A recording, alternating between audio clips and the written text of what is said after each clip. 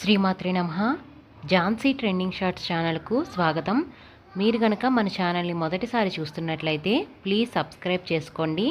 మరిన్ని devotional stories కోసం మన ఛానల్ని అందరికీ షేర్ చేయడం మర్చిపోవద్దు. ఈ వీడియో కనుక మీకు నచ్చినట్లయితే ప్లీజ్ ఒక లైక్ అయితే ఇవ్వండి.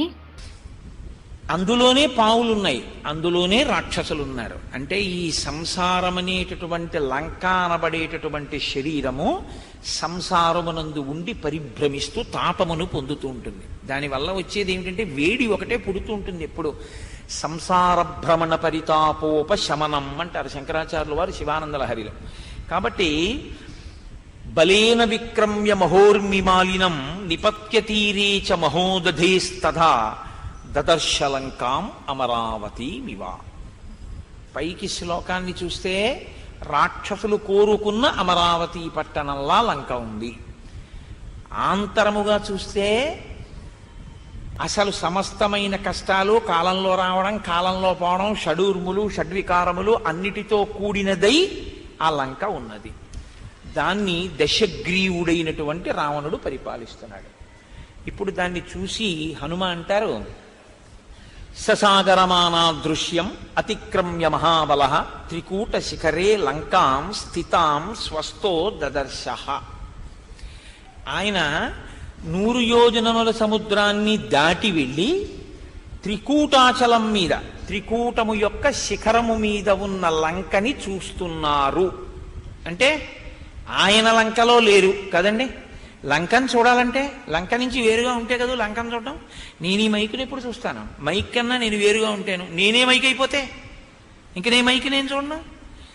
మైకు కన్నా వేరుగా ఉంటే మైకుని చూసినట్టు, దీనికన్నా వేరుగా నేనుంటే దీన్ని చూసినట్టు, లంక కన్నా వేరుగా తానుండి లంకని చూస్తున్నారు.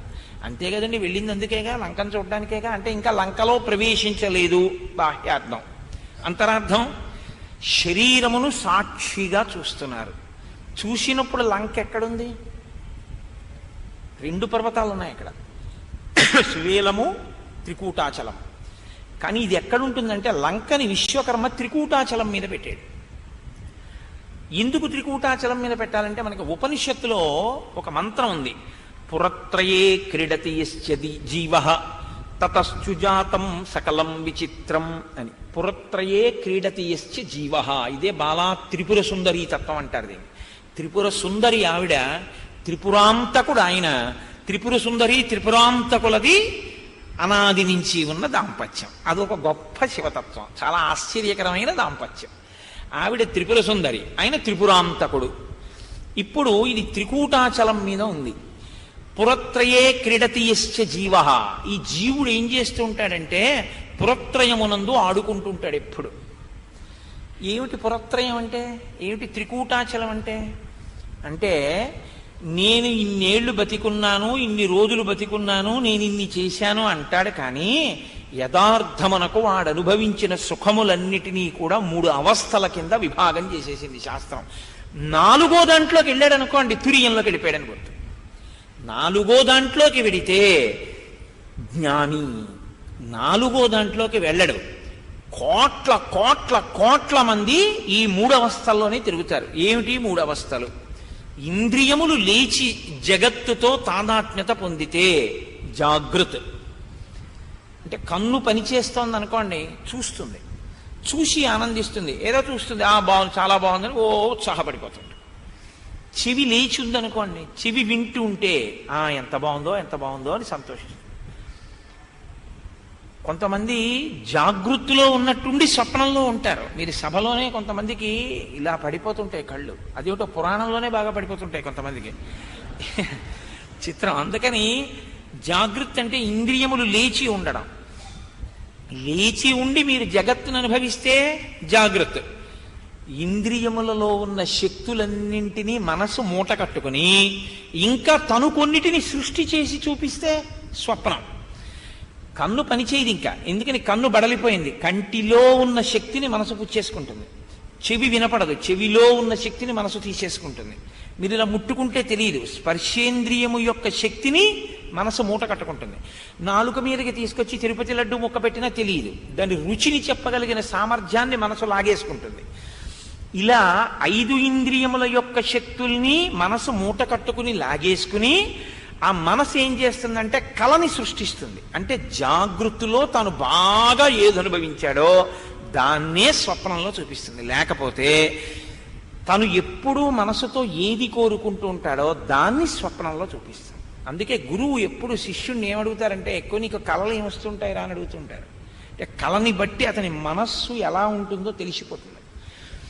కాబట్టి ఇప్పుడు స్వప్నము, మూడవది మనసు బడలిపోతుంది. ఇంకా ఈ ఇంద్రియముల యొక్క శక్తుల్ని తీసుకుని కాసేపు కళ సృష్టించి చూపిస్తుంది. ఆ తర్వాత ఇంకా అది కూడా చేయలేక అది కూడా అలిసిపోతుంది. అలిసిపోయి ఈ 5 శక్తుల్ని పట్టుకుని మనసు వెళ్ళిపోయి ఆత్మలోకి కలిసిపోతుంది. ఇప్పుడు ఏముంటుంది? ఏమీ ఉండదు.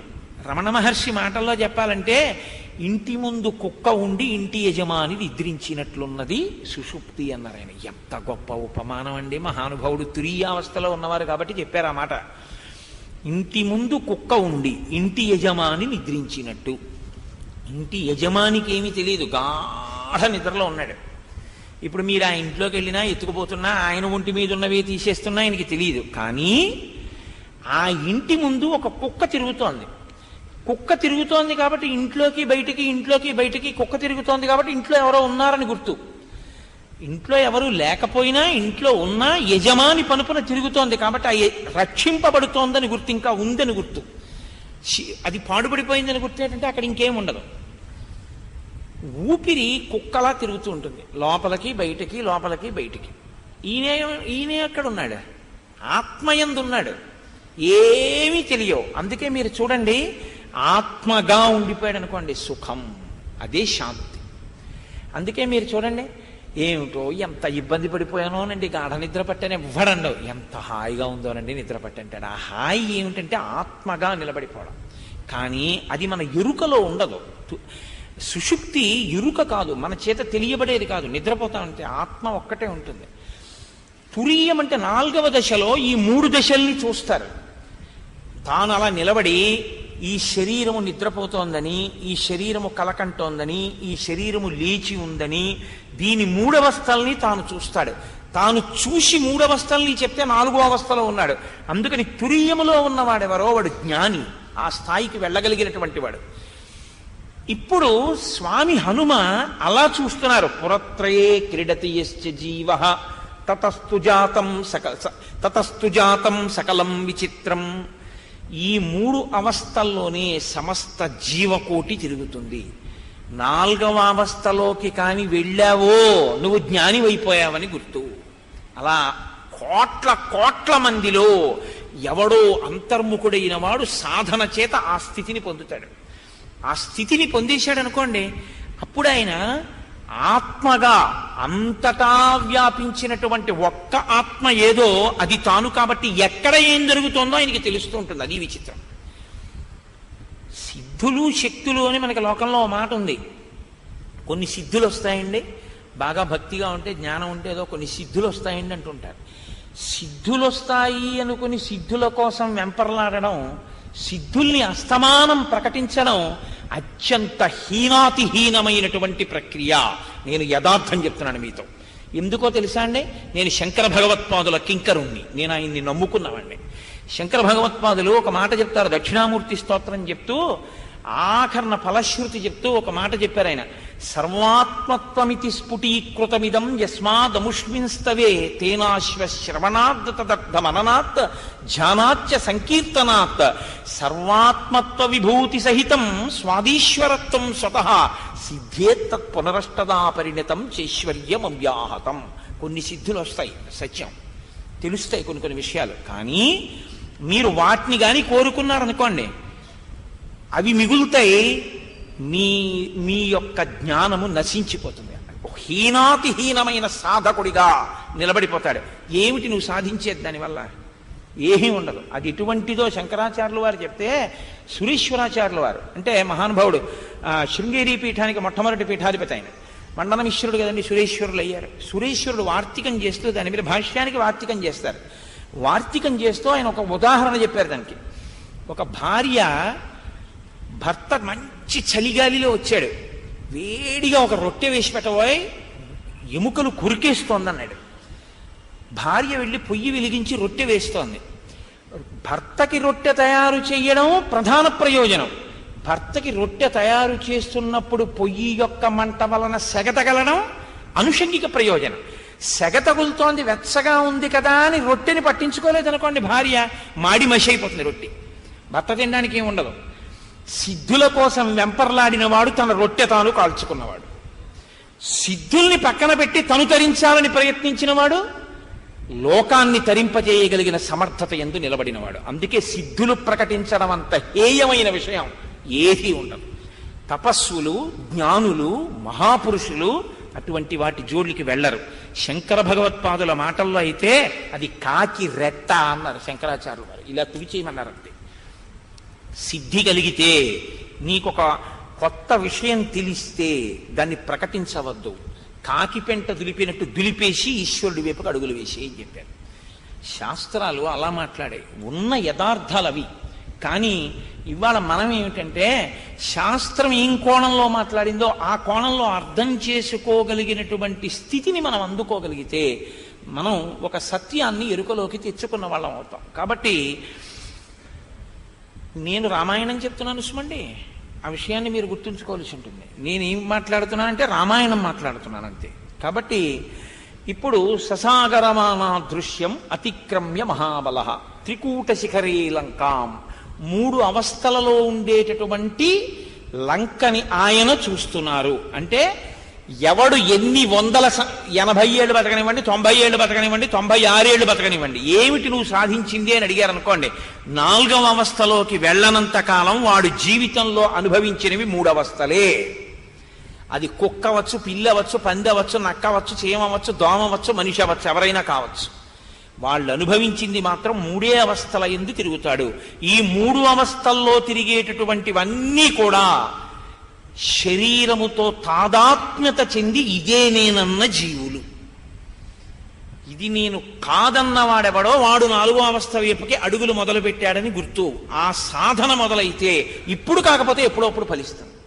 ఈ జన్మలో కాకపోతే మీరు దగ్గర పడిపోయారని గుర్తు. ఏదో ఒక జన్మలో అది లభిస్తుంది. ఒక్కొక్కసారి హఠాత్తుగా ఏమవుతుందంటే అసలు గురువు లేకుండా సాధ్యం అవుతుంది. అది ఎందువల్ల సాధ్యం అవుతుందంటే గురువు గారు లేకుండా సాధ్యం అవుతుందని కాదు, గురువుని పక్కన పెట్టినా సాధించచ్చని కాదు. గత జన్మలలో ఎక్కడో గొప్ప గురు శుశ్రూష చేసి గురువు గారి దగ్గర కూర్చుని అదే పనిగా శాస్త్రాన్ని విని దాని మీద తాదాత్మ్యత పెంచుకున్న కారణం చేత జ్ఞానం ఆవిర్భవించే సమయం లోపల ఈ శరీరము ప్రారబ్ధవశాత్తు పడిపోతే, ఈ విన్న వాసనాబలం జీవుడికి ఉండిపోతే తదనంతర జన్మలో ఏమవుతాడంటే ఒక్కొక్కసారి గురువు గారి అవసరం కూడా లేకుండా తనంత తానుగా జ్ఞాన విస్ఫోటనం జరుగుతుంది. అది అసాధారణంగా జరుగుతుంటుంది. సాధారణంగా కష్టం. అలాగా ఉన్నారు మహాత్ములు. రామకృష్ణ పరమహంస కోవలోకి వస్తారు. రామకృష్ణ పరమహంస కారణజన్ముడు. అందుకే ఆయన ఒక గురువు గారి దగ్గర వింటే వచ్చినవి కావు, తనంత తాను భాషించింది ఆయనకి.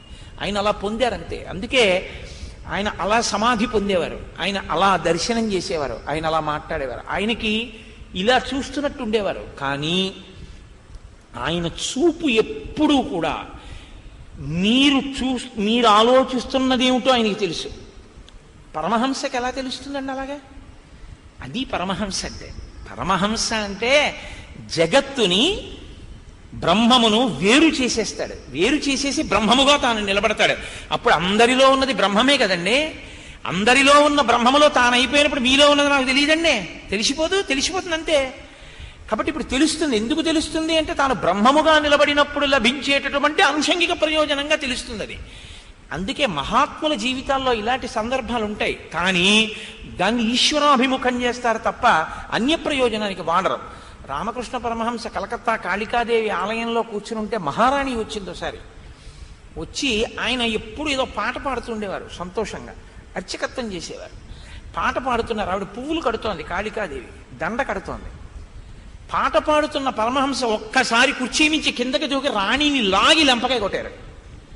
కొట్టే ఆవిడకి తల తిరిగిపోయింది. రాణిని కొట్టారు, ఏ ఉపద్రవం వస్తుందో అని హడిలిపోయారు అందరూ. అలా ఎందుకు కొట్టారన్నారు.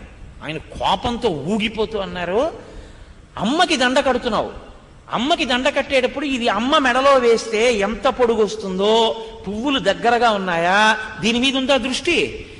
ఎవరో ఇద్దరు దెబ్బలాడుకున్న వాళ్ళు రేపు పొద్దున్న నీ దగ్గరికి వస్తారు సభలోకి, వాళ్ళకి మనం తీర్పు ఏం చెప్పచ్చని ఆలోచిస్తున్నావు.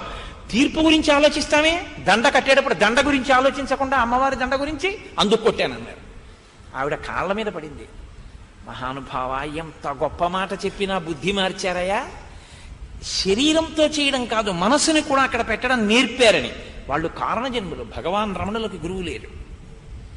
ఆయనకి భాషించింది. అందుకే ఆయన ఇప్పుడు చెప్పేవారు, నాకు గురువు లేరన్న మాట పక్కనుంచండి, మీకు గురువు ఉండకూడదని నన్ను మాత్రం అనుకరించకండి అని చెప్పేవారు. తప్పు జ్ఞానిని అనుకరించకూడదు. జ్ఞానిని అనుకరించడం అంత ప్రమాదం ఇంకోటి లేదు. ఎప్పుడూ అనుకరించకూడదు. మీరైతే అప్పుడు అవ్వకుండా మీరు ఆయన ఇమిటేట్ చేస్తే మీకేం వస్తుంది? మీరు పెట్టుకుంటారా గోచి? ఎందుకు భగవాన్ రమణులను అనుకరించడం? ఆయన స్థితిని పొందండి, పొందిన తర్వాత మీరేమవుతారో అప్పుడు మీ గురించి ఉపన్యాసం అప్పుడు చెప్పుకోవచ్చు తప్ప ఇప్పుడు ఎందుకు అనుకరణలు? కాబట్టి అజ్ఞానిని మనం అనుసరించకూడదు, జ్ఞానిని అనుకరించకూడదు. అనుసరించడం వేరు, అనుకరించడం వేరు. అది జ్ఞాపకం పెట్టుకోవాలి ఇప్పుడు. కనుక హనుమ సాక్షిగా చూస్తున్నారు ఆ లంకాపట్టణాన్ని. అందుకే సుందరకాండ నడవదు. ససాగరమానా దృశ్యం అతిక్రమ్య మహాబల త్రికూట శిఖరే లంకాం స్థితాం స్వస్థో దదర్శ. ఆయన ఆ లంక నుండి వేరుగా ఉండి యోగిగా దాన్ని చూస్తున్నారు, ఆ లంకాపట్టణాన్ని. ఇది ఆంతరం, సాధనా రహస్యం. బాహ్యం ఇంకా లంకలోకి వెళ్ళలేదు, సముద్రపు టొడ్డుకి దిగి లంకాపట్టణాన్ని చూస్తున్నారు. ఇప్పుడు మహర్షి అంటారు, యోజనానాం శతం శ్రీమాన్ తీర్థ్యాపి ఉత్తమ విక్రమ అనిశ్వసన్ కపిస్తత్ర నగ్లాని మధిగచ్చతి శతాన్యహం యోజనానాం క్రమేయం సుబహూన్యపి కిం పునః సాగరస్యాంతం సంఖ్యాంతం శతయోజనం. ఆయన అంటున్నారు, 100 యోజనముల సముద్రాన్ని దాటి ఈవలికి ఒడ్డుకి వచ్చినా, మధ్యలో మైనాకుణ్ణి కాదన్నా, సురస నోట్లోకి వెళ్ళి బయటికి వచ్చినా, సింహికని భంజించినా, ఆయన కనీసం అయ్య బాబోయ్ ఇంత కష్టపడ్డానని అని ఒక నిట్టూర్పు విడవలేదు. అంటే నిట్టూర్పు అన్నదాన్ని మీరు కొంచెం జాగ్రత్తగా గమనించాలి. నిట్టూర్పు అనేకమైనటువంటి వాటికి నిదర్శనం.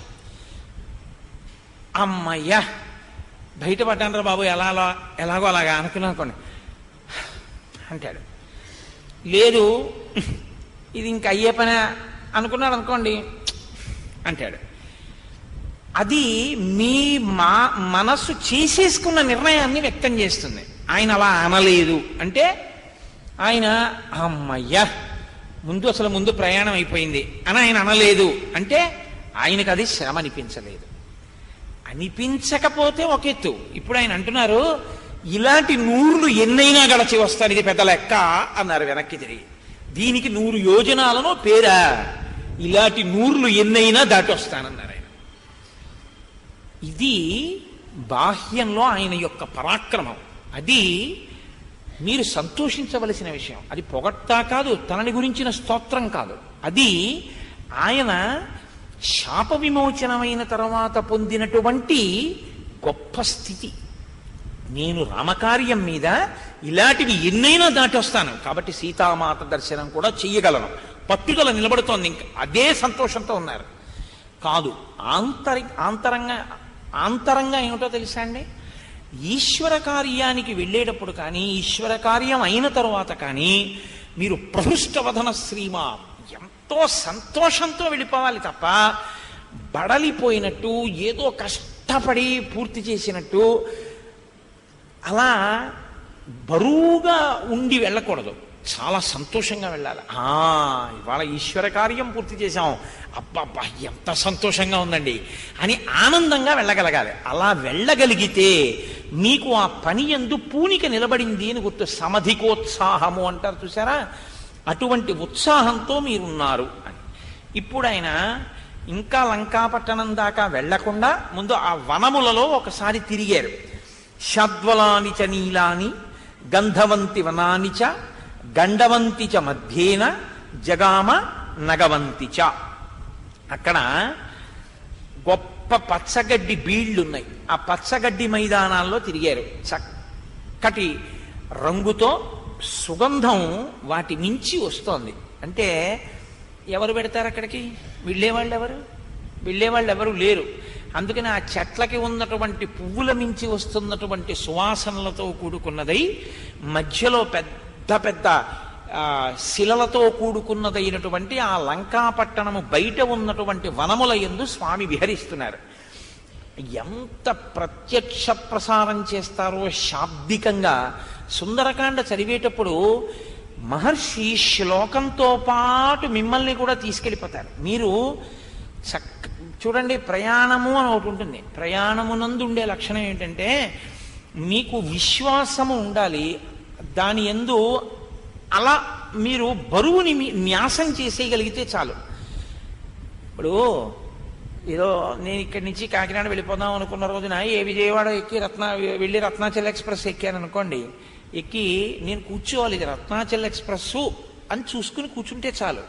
అంతేకాని గడికి అంటే డ్రైవర్ ఎక్కడ ఉన్నాడండి, కాకినాడ వైపే వెళ్తోందా అండి, ఎటు వెళ్ళిపోవట్లేదు కదండి అని, లేకపోతే గార్డు దగ్గరికి వెళ్ళి ఏమండి బాగానే వెళ్తోందా అండి, మీరు బాగానే తీసుకెళ్తున్నారా అండి, ఎక్కడ మనం పట్టాలు మారిపోవట్లేదు కదండి అని మీరేం అడగక్కర్లేదు. మీ బెర్త్ మీద మీరు నిద్రపోతే మీరు తెల్లవారేటప్పటికి తిరుపతి వెళ్ళిపోతారు. ప్రయాణం అనగా మీరు ఆ సాధనములో చేరిపోయి మిమ్మల్ని మీరు మర్చిపోవడమే, ఇంకా దాని మీద పూచి వదిలేయడమే. రామాయణము సుందరకాండ చదివేటప్పుడు అలా చదువుకోవాలి. ఇదేంటి ఓ గంటలో అయిపోతుందంటారా అని చదవకూడదు. మీరు అనుభవించాలి. మీరు అనుభవించడం అంటే మీరు ఆ శ్లోకాన్ని చదువుతూ మీకు అబ్బా అనిపించింది అనుకోండి, మీరు కాసేపు కళ్ళు మూసుకొని మీరు హనుమ తిరుగుతున్నటువంటి దాన్ని కాసేపు మీరు అనుభవించాలి. మహర్షి మిమ్మల్ని తీసుకెడతారు. తీసుకెళ్ళడానికి మహర్షి సిద్ధంగా ఉన్నారు వాంగ్మయ రూపంలో. మీరు కూడా సిద్ధంగా ఉండాలి అలా వెళ్ళడానికి. అలా కాకుండా చదవడం దేనికి అంటే చదవడం కొరకే అని చదివారనుకోండి, మీరు అనుభవించేది ఏమి ఉండదు అందులో. అలా అని నేను అది తప్పను. అది ఒకనాటికి అనుభవాన్ని ఇస్తుంది, మంచిదే. చదవడం అంటూ మొదలెట్టడం చాలా మంచిది. అసలు చదవడం అన్నదాన్ని నేను ఎప్పుడూ నిరుత్సాహపరచను. టు స్టార్ట్ విత్ అంటారు చూసారు, అసలు మొదలంటూ పెట్టాలి కదా. కాబట్టి ఆ శ్లోకాల వైభవం అలా ఉంటుంది. హంసకారండవాకీర్ణ వాపీహి పద్మోత్పలాయుతాః ఆక్రీడాన్ వివిధాన్ రమ్యాన్ వివిధాంశ్చ జలాశయాన్. అక్కడ పెద్ద పెద్ద దిగుడు బావులు ఉన్నాయి. ఇప్పుడు ఈ దిగుడు బావుల యందు నీరు ఉంటుంది. ఈ నీటి యందు స్నానం చేయడానికి, ఈ నీటిని త్రాగటానికి కొన్ని జలపక్షులు అందులోకి వెళ్ళాయి. హంసలు, ఆ తరువాత కారండవములు మొదలైనటువంటి పక్షులు, ఆ కన్నెలేడి పిట్టలు, ఇటువంటివన్నీ ఆ నీళ్లలోకి వెళ్ళి నీళ్లు తాగి రెక్కలు తడి చేసుకుని పక్షుల యొక్క స్నానం చాలా గమ్మత్తుగా ఉంటుంది. అందుకే కాకి స్నానం రావిడిది అంటారు. ఆ మంత్రం లేని స్నానం కాకి స్నానం. స్నానం బాహ్య అంతః రెండు శౌచములను సిద్ధింపజేయాలి. కేవల బాహ్య శౌచం ఎప్పుడంటే మంచి సబ్బు నీళ్లు చూసుకుంటే బాహ్య శౌచం. అంతఃశౌచము అంటే మీరు ఇందాక అన్నారే ఆయన త్రికూట శిఖరే లంకాం స్థితాం స్వస్థో దదర్శ అని. మూడుగా ఉంటే స్థూల సూక్ష్మ కారణ అని మూడు శరీరాలు ఉంటాయి. ఈ స్థూల సూక్ష్మ కారణ శరీరములు పైకి దొరకవు, కానీ ఎప్పుడు మూడు శరీరాలతో ఉంటాడు మనిషి. స్థూల అంటే పైకి కనపడేది, ఈ కాళ్ళు చేతులు అన్నీ కనపడతాయి. సూక్ష్మ అంటే విడుతుంది స్థూల శరీరంతో, అలా విడిపోయేదాన్ని సూక్ష్మ శరీరం అంటారు. అంటే ఇప్పుడు నేను ఇక్కడ కూర్చుని ఆ కాకినాడ మా ఇంట్లోకి వెళ్ళి నా పూజా మందిరంలో నా సింహాసనంలో ఎక్కడెక్కడ ఏ మూర్తులు ఎక్కడున్నాయో నేను చూడగలను అనుకోండి, నేను విడిపోయాను అనమాట. నా శరీరం నుంచి వెళ్ళిపోతాను, మనస్సుతో వెళ్ళిపోతాను. అలా మనస్సుతో విడిపోగలిగినటువంటి ప్రజ్ఞ, అలా వెళ్ళిపోగలిగినటువంటి ప్రజ్ఞకి సూక్ష్మ శరీరం అంటారు. ఇది మీరు తిప్పడం మీద ఉంటుంది. ఆ మనసుతోటి మీరు ఉత్తమ కార్యాలకు వెళ్ళచ్చు, అధమ కార్యాలకు కూడా వెళ్ళచ్చు. ఎందుకంటే ఇక్కడ కూర్చుని అయ్యో ఏంటి అది ఎలా ఉందో ఇది ఎలా ఉందో, సోఫా ఒకటి బాగు చేయించాలనుకున్నాను, అది చిరిగిపోయిందంటే చింకి సోఫా ఒకటి కూడా కనపడుతుంది మీకు మనస్సుకి. సూక్ష్మ శరీరంతో చింకి సోఫాని చూడొచ్చు, సింహాసనాన్ని చూడొచ్చు, రెండూ చూడొచ్చు. దేన్ని చూస్తావన్నది నీ వివేకాన్ని బట్టి, నీ సమర్థతని బట్టి ఉంటుంది. కాబట్టి సూక్ష్మ శరీరం అంటే మనసు ఇంద్రియాలతో. కారణ శరీరం అంటే ఈ రెండూ కూడా కాదు, అది ఒక్క సుషుప్తిలో తెలియబడుతుంది అంతే. కాబట్టి ఆ సుషుప్తిలో అనుభవించేది కారణ శరీరం. కాబట్టి స్థూల సూక్ష్మ కారణ మూడు.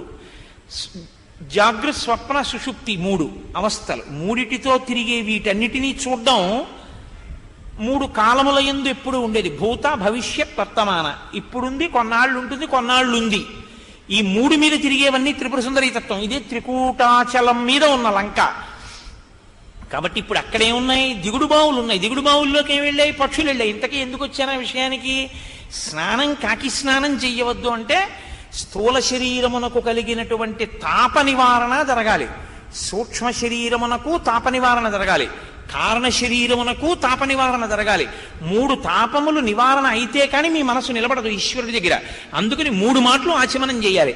ఓం కేశవాయ స్వాహ అని జుర్రకూడదు. మినపగింజ మునిగినంత నీరు అమృత మార్గంలో పుచ్చుకుంటే ఆచమనం. కాబట్టి ఓం కేశవాయ స్వాహ, ఓం నారాయణాయ స్వాహ, ఓం మాధవాయ స్వాహ అని పుచ్చుకుంటారు. అసలు దాని ఇంకొక యథార్థమైన తాత్పర్యం ఏమిటంటే ఈ 3 నామాలు ఆచమనం చేస్తూ పైకి చెప్పాలి. అప్పటి వరకు ఏదీ నోటితో పైకి మాట్లాడకూడదు అని. అంటే వాళ్ళు ఏమనుకున్నారంటే ఎప్పుడు స్నానం చేసి లేవగానే సంధ్యావందనానికి ఎడతాడు అనుకున్నారు, అంతేగాని కాఫీలు అవి తాగుతాడని వాళ్ళు అనుకోరు కదా. వాళ్ళు అలా అనుకోలేదు, మనం అలా ఉంటున్నాం ఇప్పుడు. కాబట్టి సంధ్యావందనానికి ఎడితే మొట్టమొదటి ఏం చేస్తాడంటే ఓం కేశవాయ స్వాహ అంటాడు.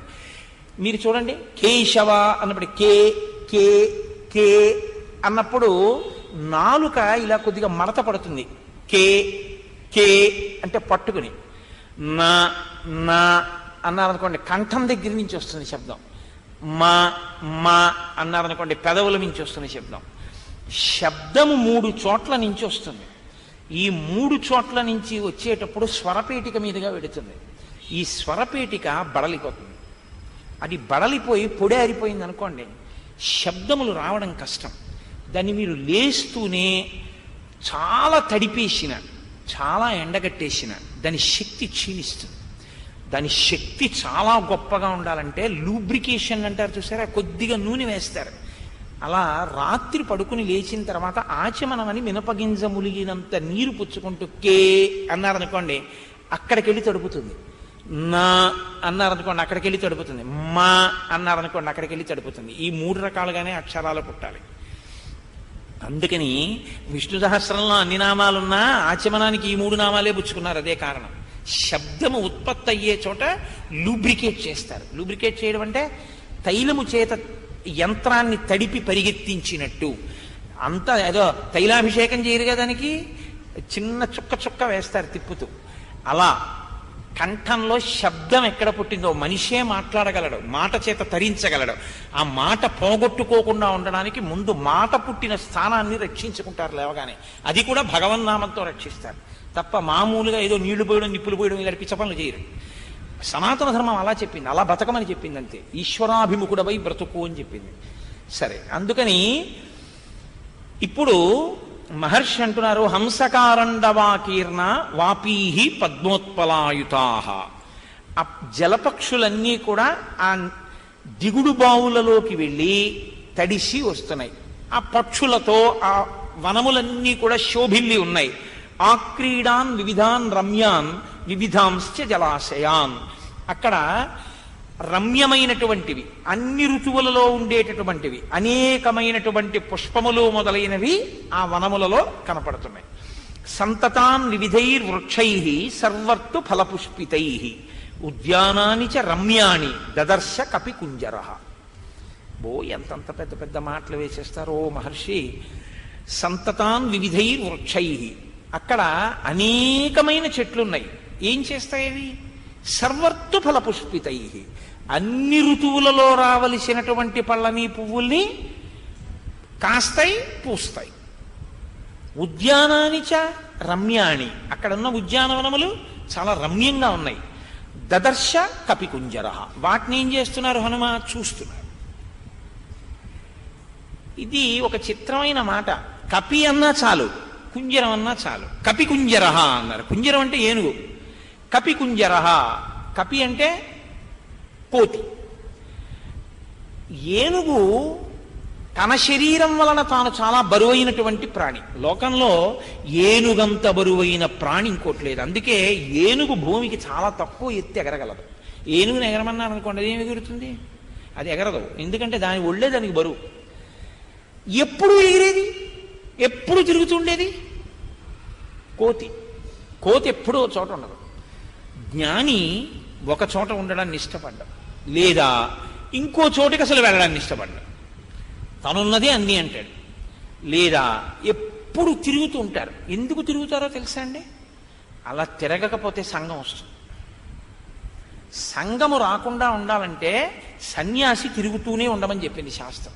ఎప్పుడు తిరుగుతుండాలి సన్యాసి. సన్యాసి తిరగకపోతే బోధ ఎలా జరుగుతుంది మీకు? సన్యాసి తిరిగి తీరాలి, తిరగకపోతే బోధ లేదు, ఆగిపోతుంది అంతే. శంకర భగవత్పాదులు తిరిగారు, మీరెవరు తిరగరనడానికి? ప్రతి సన్యాసి తిరగాలి. సన్యాసి తిరుగుతాడు, గృహస్థు ఉండిపోతాడు.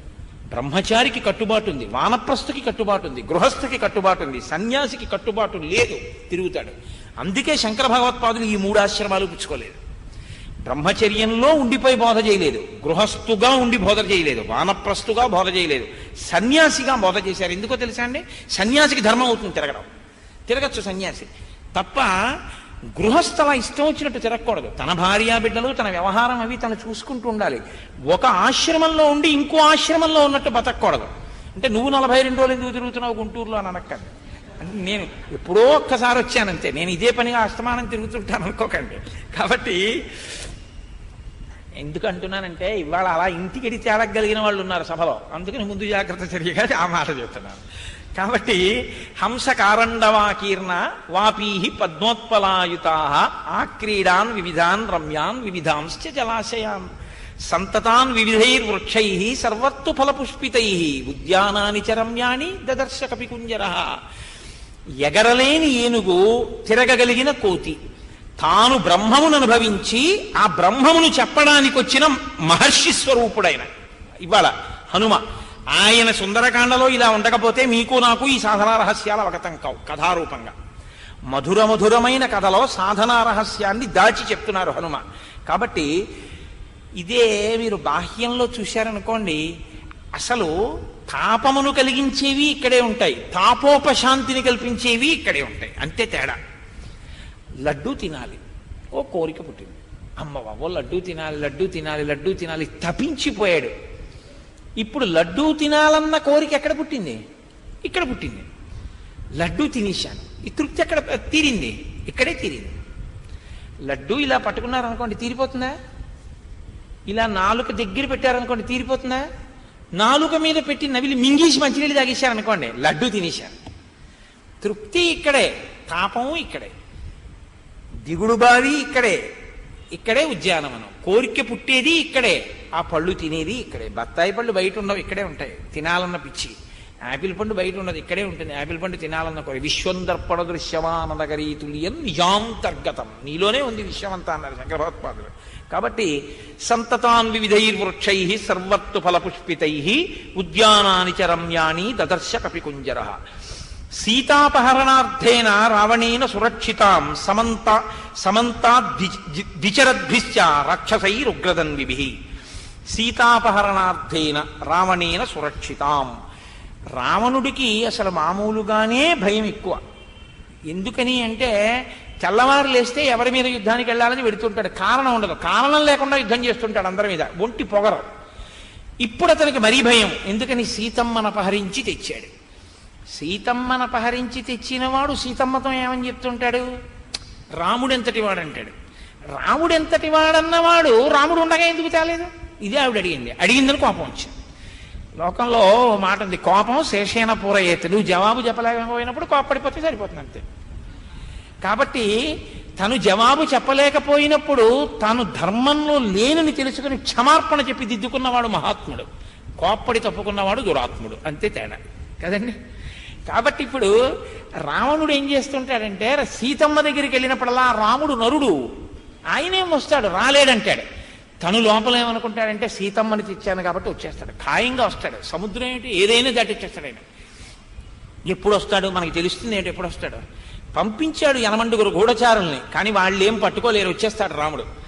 రాముడు వచ్చేస్తాడని లోపలంత నమ్మకం, రాముడు రాడని పైకి చెప్తుంటాడంటే త్రికరణ శుద్ధి లేనివాడు రావణుడు, త్రికరణ శుద్ధి ఉన్నవాడు రాముడు. కాబట్టి ఇప్పుడు ఆయన ఏం చేశాడు? సీతాపహరణార్థేన రావణేన సురక్షితాం నేను సీతమ్మను అపహరించి తీసుకొచ్చానన్న భయం చేత మరింత ఎక్కువగా సైన్యాన్ని మోహరించాడు. కాబట్టి ఇప్పుడు అక్కడ ఉన్నటువంటి వాళ్ళందరూ కూడా చాలా జాగ్రత్తగా విచ్చుకత్తులు పట్టుకుని కాపలా కాస్తున్నారు, ఎప్పుడు హఠాత్తుగా వచ్చేస్తాడో రాముడు అని. కాంచనేనావృతం రమ్యాం ప్రాకారేణ మహాపురీం గృహైశ్చ గ్రహ సంకాశై శారదాంబుద సన్నిభై. శారదా అంబు అంటే మేఘం. తెల్లటి మేఘాల గుంపులు ఎలా ఉంటాయో లంకాపట్టణం బయట నుంచి కనపడుతున్నటువంటి ఆ పెద్ద పెద్ద భవంతుల యొక్క సమూహాలు అలా ఉన్నాయి. అంటే అంతంత పెద్ద పెద్ద మేడలు అన్నీ కూడా బంగారంతో తాపడం చేయబడి ఉన్నాయి. తోరణై కాంచనైర్ దివ్యై లతాపంక్తి విచిత్రితై దదర్శ హనుమాన్ లంకాం దివి దేవపురీం యథా. అక్కడ తోరణములన్నీ కూడా బంగారముతో ఉన్నాయి. బంగారముతో చేయబడినటువంటి లతలు వాటి మీద చెక్కబడి ఉన్నాయి. మనం ఎవరింటికన్నా వెళ్ళామనుకోండి, చాలా గొప్పగా తలుపు మీద కొయ్యతో ఏదైనా చెక్కితేనే అబ్బాయి ఎంత బాగుందండి, ఎంత బాగా చెక్కించారండి అంటాం మనం. అటువంటిది వాడు ఏం చేశాడంటే తప్తమై కరిగినటువంటి బంగారంతో మొత్తం 1, 2 కాదు, అక్కడ ఉన్న ప్రాసాదములు హర్మ్యములు అన్నిటి మీద కూడా లతలు, పువ్వులు, పళ్ళు, పందిళ్ళు బంగారముతో చెక్కారు. తోరణములన్నీ కూడా బంగారముతో చెక్కారు. అరుగులన్నీ బంగారముతో తయారు చేయబడ్డాయి. అంటే ఇంక అసలు ఆ లంక ఎలా ఉంటుందో మీరు ఆలోచించండి. పాలితాం రాక్షసేంద్రేణ నిర్మితాం విశ్వకర్మణ ప్లవమానామివాకాశే దదర్శ హనుమాన్పురి. ఎంత గొప్ప శ్లోకం అండి ఇది. పాలితాం రాక్షసేంద్రేణ, రాక్షసేంద్రుని చేత పరిపాలింపబడుతోంది, కానీ ఆయనది మాత్రం కాదు. నిర్మితాం విశ్వకర్మణ, విశ్వకర్మ నిర్మించాడు దాన్ని. కాబట్టి ఇది ఎవరిది అంటే ఎవరు నిర్మించాడో వాడిది అని చెప్పాలి కదండి. న్యాయం ఏమిటి? ఇప్పుడు ఓ ఇల్లు నేను కట్టుకున్నాను అనుకోండి, కట్టుకుంటే ఏమంటాను, ఆ ఇల్లు నాదండి అంటాను కదా. ఆ ఇంట్లో అద్దెకి వచ్చాను అనుకోండి, అద్దెకి వచ్చి ఈ ఇల్లు నాదండి అన్నాను అనుకోండి, తప్పు కదా. అలా అనకూడదు. ఆ ఇంటి ఆయనకి తెలిసింది అనుకోండి నాదే అంటున్నట్టండి. మున్సిపల్ ఆఫీస్కి వెళ్ళి ట్యాక్స్ రిసీట్ కూడా నా పేరు మీదే కట్టుకుంటాను, పేరు మార్చేమని అప్లికేషన్ పెట్టాడని తెలిస్తే ఖాళీ చేయించాడు. అద్దెకున్నవాడు అద్దెకున్నట్టు ఉండాలి. ఆయన పేరు మీద ట్యాక్స్ రిసీట్ పుచ్చుకోవాలి, కానీ ఆయన పేరు మీద బిల్లు కట్టాలి. కానీ కట్టేవాడిని నేనని ఈయన పేరు మీద కట్టేసుకుంటే ప్రమాదం రాదండి. ఆ పాటి దాన్నే మనం అంగీకరించాం. అదేమిటంటే మా ఇల్లు అండి, అద్దెకి ఇచ్చానండి అని. ఏమంటే మా అమ్మగారు పడుకున్నారు, ఒంట్లో బాగోలేదని, అబ్బాయి ఒకసారి చూసి వెళ్ళిపోతాను, మళ్ళీ 2-3 నెలల వరకు రాను కదా ఇటువైపు అని చెప్పి నీ ఇల్లు నువ్వు వెళ్ళి చూసుకుంటావే. మరి ఇది ఎవరు నిర్మించారు? నువ్వు నిర్మించుకోలేదు అంతవరకు తెలుసు. నువ్వు తేలేదుగా ఇందులో ఎన్ని ఎముకలు. ఇప్పుడు నా ఇల్లు అయితే ప్లింత్ బీమ్కి ఇంత అయిందండి, ఫౌండేషన్కి ఇంత అయింది, ఇంత లోపలికి వెళ్ళాం, పిల్లర్స్ వేసాం, ఇంత స్టీల్ వాడాం, ఇన్ని చెప్తావు. ఇందులో ఎన్ని ఎముకలు ఉన్నాయి మనకి తెలియదంటే మనమేం కొని తెచ్చి పెట్టుకోలేదు. ఎన్ని కీళ్ళు ఉన్నాయి, ఎన్ని నరాలు ఉన్నాయి, ఎన్ని నాడులు ఉన్నాయి, రక్తం ఎక్కడి నుంచి ఎక్కడి వరకు ప్రసరిస్తోంది. కాలిపోని మోటార్ ఒకటి పెట్టాడు ఆయన. మన మోటార్లు అయితే దిక్కుమాల మోటార్లు 12 గంటలు పనిచేస్తే కాలిపోతాయి. ఆయన పెట్టిన మోటారు అరికాల దగ్గర నుంచి తల వరకు సన్నని రక్తకేశనాళిక దగ్గర నుంచి ఇంతలా నరాలు, ధమనులు, సిరల్లోంచి రక్తాన్ని ఒకే వేగంతో నడిపిస్తోంది. కొద్దిగా ఎక్కువైతే కళ్ళు తిరుగుతాయి, కొద్దిగా తక్కువైతే కిందడిపోతాడు. లో బీపీ, హై బీపీ రెండూ లేకుండా రక్తాన్ని తిప్పుతున్నాడు. రాత్రి నువ్వు నాలిక మీద రుచికి తిని పడుకుంటే ఆయన తెలివేసి ఉండి ఆయనేమో జీర్ణం చేస్తున్నాడు. తెల్లవారేటప్పటికి పిప్పిని పైకి పంపిస్తున్నాడు. నిజంగా ఒక్క పిసరు ఇలా చర్మం కానీ ఉత్తరించుకుపోయింది అనుకోండి, ఎంత భయంకరంగా ఉంటుంది మీరు చూడండి. ముందు ఎర్రగా ఉండే లోపల మాంసం కనపడి ఎముక కనపడింది అనుకోండి, చూసేటటువంటి వాళ్ళకి భయం వేస్తుంది. అయ్యి బాబోయ్ ఎలా ఉందోనండి, ఆ దెబ్బ తగిలి ఈడ్చుకుపోయి ఎలా కొట్టుకుపోయిందో ఆయనకి అంటారు. వెంటనే కట్టుకట్టేస్తారు. మళ్ళీ సర్వేశ్వరుడు అనుగ్రహించిన వాడు కనుక ఆయన మళ్ళీ చర్మం ఇస్తాడు, మళ్ళీ మాంసం ఇస్తాడు, మళ్ళీ కప్పుతాడు. ఆయన అసలు వైద్యుడు. ఒక్క పిసరిలా రేగిందనుకోండి, ఎన్ని నొసమలు, ఈగలు, చీమలు వచ్చి వాలి తినేస్తాయో. అటువంటిది ఇందులో ఆయన 7 పదార్థములు పెట్టాడు. చర్మము, రక్తము, మాంసము, కొవ్వు, అస్థి, శుక్ల, మేధ. మీరు కొద్దిగా పళ్ళ ముక్కలు లాంటివి ఏమైనా కోసేసి ఓ గిన్నెలో పెట్టి మూత పెట్టేసేసి అలా ఉంచి మరునాడు ఏ పెసరపప్పు లాంటిదో పచ్చడి లాంటిది చేసేసి ఆ పచ్చడి కాస్త అన్నంలో కలిపేసేసి మూత పెట్టేసి ఓ 12 గంటలు పోయిన తర్వాత మూత తీసి చూడండి ఎంత పుల్లటి కంపు వస్తుందో. ఇందులోకి ఎన్ని పడేసినా ఆయన నిజంగా మహానుభావుడు. అగ్నిహోత్రంతో దీన్ని అంతటినీ కాలుస్తూ ఇక్కడ లోపల జ్వాల పెట్టి ఇందులో ఏ విధమైనటువంటి క్రిములు పుట్టకుండా చూసుకుంటూ లోపలికి వెళ్ళిన సూక్ష్మక్రిముల్ని చంపడానికి మళ్ళీ కొన్ని రసాయనాల్ని విడుదల చేస్తూ ఇంత నిజంగా వ్యవస్థ, ఎటువంటి వ్యవస్థ. మనం స్టెఫినీ టైర్ పెట్టుకున్నామని మనం అంటాం, ఓ టైర్ పంచర్ అయిపోతే ఇంకో టైర్ ఉంటుందని. ఓ కాలు విరిచేసుకుంటాడేమో అని రెండో కాలు ఇచ్చాడు ఆయన, కనీసం కుట్టుకుంటూ పెడతాడని. వీడికి చాలా ముఖ్యం పాపం, ఒక్క కన్నే పెడితే ఏం చేసుకుంటాడో అని 2 కళ్ళు ఇచ్చాడు. ఓ కంట్లో పులిసెడితే రెండో కంటితో చూస్తాడని. 2 చెవులు ఇచ్చాడు. ఓ చెవులో అస్తమానం ఏదో పొల్లటి తిప్పుతుంటాడు, ఏమవుతుందో ఫోన్లో, ఇంకో ఓ చెవిలో దూదిటితే ఓ చెవితో అన్నా వింటాడు అని. ఇప్పుడు సెల్ ఫోన్ పెట్టుకోవాలిగా, మరి అది చాలా ఇంపార్టెంట్. కాబట్టి అది సహజ కవచ కుండలాల లాంటిది. కాబట్టి ఓ చెవిలో దూదిడితే ఓ చెవితో అన్నా మాట్లాడుకుని వింటాడని రెండో చెవి పెట్టాడు. ఇన్ని పెడితే ఎందుకైనా మంచిదని ఇచ్చిన ఒక్కదాంతో అన్నీ మర్చిపోయి ఆయన్ని తిట్టడానికి పనికొస్తుంది అది, ఆ నోరు. ఎంత విచిత్రం చూడండి. ఇది ఆయన నిర్మించాడు, ఇంత గొప్పగా నిర్వహిస్తున్నాడు. అసలు పూజామందిరంలోకి వెళ్ళి కూర్చున్నప్పుడు ఈశ్వర ఎంత గొప్ప నిర్మాణం చేశావయ్యా దీన్ని,